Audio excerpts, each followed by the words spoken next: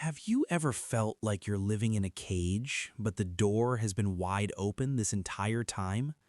You wake up, look at the walls of your life, the job that drains you, the habits that numb you, the silence that screams, and you promise yourself that today is the day you walk out.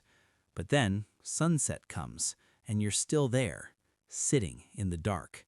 It's not that you're lazy, it's not that you're weak, it's something much more haunting. Today, we are going to explore the darkest corner of your mind to answer one terrifying question. Why does your brain choose a familiar hell over an unfamiliar heaven? And why, even when you have the key, do you choose to stay locked inside? Imagine you are standing at the edge of a vast, dark forest. Behind you is a house. It's cold, the roof leaks, and the floorboards are rotting. You are miserable there, but you know exactly where the floorboards creak, you know which corner is the coldest, you know the shape of every shadow. This is your known misery. The forest in front of you represents change. It might lead to a sunlit meadow, a place of peace and warmth. But it's dark, it's quiet. You don't know what lives in those trees. For your brain, the unknown happiness of the forest is more dangerous than the known pain of the house. Evolution didn't design your brain to make you happy, it designed it to keep you alive. And in the eyes of your primal mind, predictable equals safe, even if it's hurting you. Think about the last time you had a genuine opportunity to change. Maybe it was a chance to move to a new city, to start that creative project, or simply to break a cycle of negative thoughts.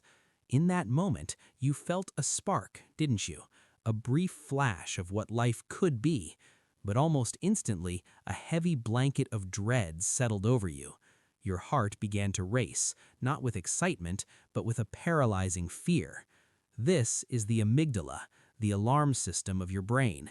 It doesn't care that your current life makes you cry every night. It only cares that you survived yesterday. By trying to change, you are telling your brain that the survival manual it has written for you is wrong, and your brain will fight you to the death to prove that it's right. You spend your nights staring at the ceiling, replaying every mistake you've ever made. You think, if I just analyze this enough, I'll find the exit. But overthinking isn't a ladder out of the pit, it's just decorating the walls of the hole you're in.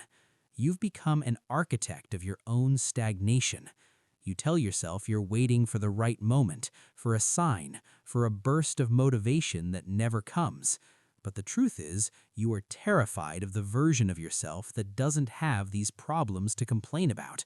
If you weren't the one who struggles, who would you be? The misery has become your identity. It's a heavy coat you wear because you forgot how it feels to be warm without it. If you suddenly became happy, successful, and at peace, the you that you've known for years would cease to exist. That is a form of death, and your ego will do anything to avoid it. Consider the silence of your room. It's heavy, isn't it? You pick up your phone, scrolling through lives that look nothing like yours, feeling that sharp sting of envy. But notice what happens when a real opportunity for change appears. Someone offers you a new path, or you find a moment of true clarity. Suddenly, your mind starts screaming. It creates 1,000 reasons why it won't work. It's too late. I'm not ready. What if I fail? This is your brain's defense mechanism. It would rather you stay in the familiar ache of regret than risk the sharp, unpredictable sting of failure in the pursuit of something better.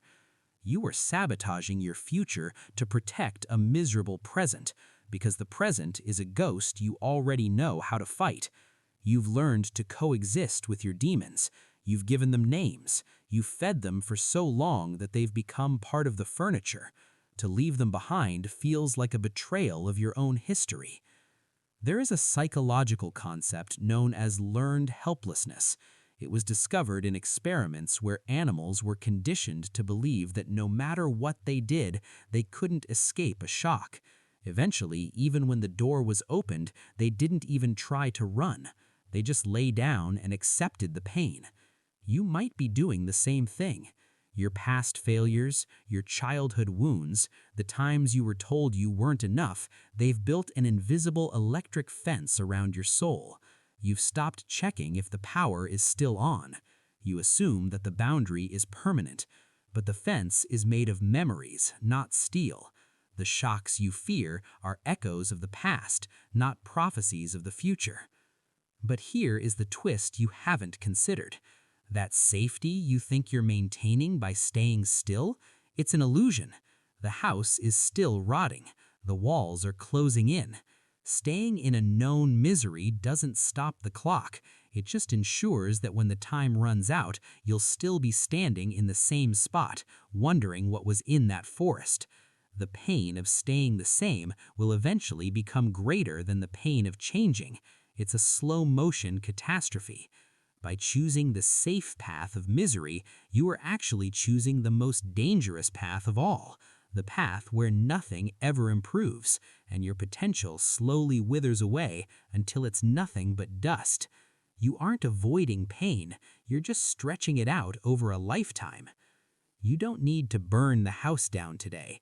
You don't need to run into the forest. You just need to step onto the porch. You need to sit in the discomfort of the unknown for just a few minutes longer than you did yesterday. Recognize that the fear you feel isn't a stop sign.